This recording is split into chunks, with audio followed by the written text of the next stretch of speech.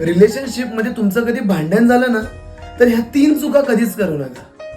सगळ्यात पहिलं, तुमचं कधी भांडण झालंय ना, तर तुम्ही डायरेक्ट त्या व्यक्तीशी बोलणंच बंद करून टाकता, डायरेक्ट कॉन्टॅक्टच बंद.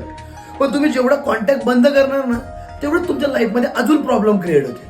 ह्या गोष्टीचा विचार करा. दुसरं, तुमचं काही भांडण झालंय, तर भांडण झाल्यानंतर ना त्या व्यक्तीला तुम्ही कॉल पण नाही करत आणि स्वतःहून भेटत पण नाही.